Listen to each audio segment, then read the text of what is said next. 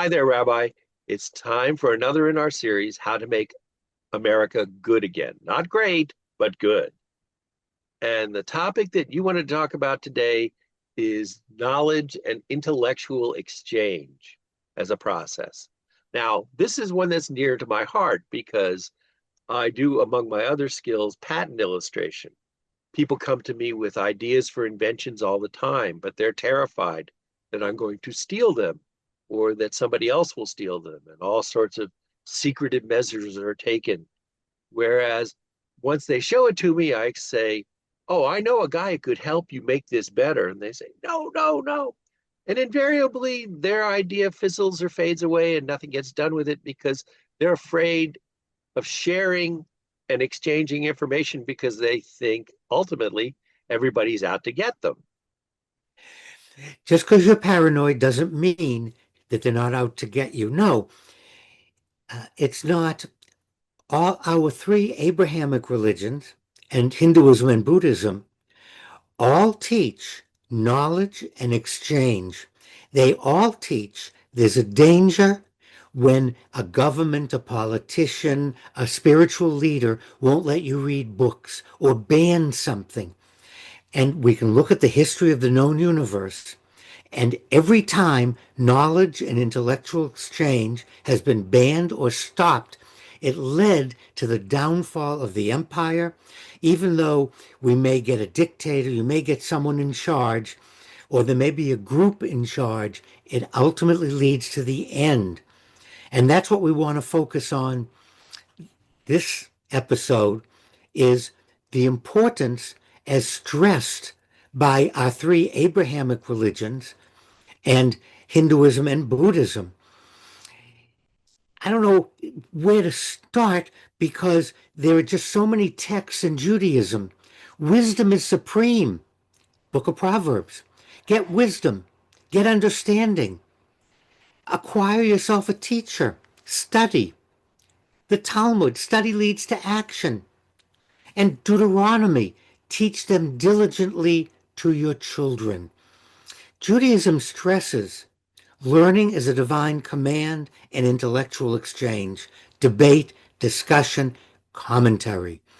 And anytime when we look at the history of Judaism, when this was stopped, a country went into decline. The height of Islam was when Jews and Muslims interacted. It's called the golden age of Judaism. Universities, medicine. And then during the same time, the Western world was during the Middle Ages, and wisdom was not pursued, and things were stopped. And you had the plague, you had disease, you had people dying early. There's two perfect examples. Now, it was the Roman Catholic Church that kept knowledge and study alive in monasteries. Because even though the governments during the Middle Ages blocked knowledge, blocked exchange, blocked studying, the church recognized that you had to teach. The Lord gives wisdom, and from God's mouth comes knowledge and understanding. And Timothy, all scripture is God, useful for teaching. Epistle to the Romans, be transformed by renewing of your mind. And the Gospel of St. Luke, Jesus engages in dialogue and with teachers. So Christianity again emphasizes what Judaism emphasizes.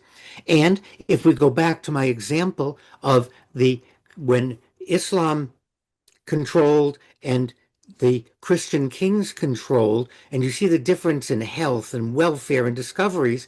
And during that period, it was the Roman Catholic Church that kept the spark, that kept a little flame, because the church knew and understood that stopping knowledge, discouraging knowledge, putting ignorant people in charge as teachers will lead to the end of society. And it has done that historically. Islam. The Prophet Muhammad always stressed the importance of seeking knowledge. And I just mentioned that under Islamic rule. Scientific discussion. You know, we use numbers Where did our numbers come from? Islam. Arabic numerals. 1, 2, 3, 4. Try to do calculus. Try to put a shuttle into space. Try to go to Mars using Roman numerals. You're not going to get there, Joe. And so many of the discoveries under Islam in medicine are still true today. And Islam teaches knowledge leads to nearness of God. And the Quran, increase my knowledge, O Lord. Read in the name of your Lord. Those who know equal to those who do not know? No. The Quran asks us that. The Quran answers our own question. And if we'll notice, what's the first thing the terrorists do? They close the schools. They don't let women get an education. They censor the books. That's the first thing a dictator does to stop people from thinking, to stop things from growing. And again, I would point to history. Throughout Europe, throughout the Far East, anywhere you look, South America, anywhere you go, when education, knowledge, and intellectual exchange was stopped or suppressed, that was truly the end. Buddhism, wisdom, is one of the three jewels, along with morality and meditation. Study and questioning is one of the eight of the Noble Eightfold Path. Dialogue. It's the texts are always full of dialogue, discussion, personal verification, not blind belief. Don't believe something just because it was written in an old book. Don't believe something just because an old rabbi said it.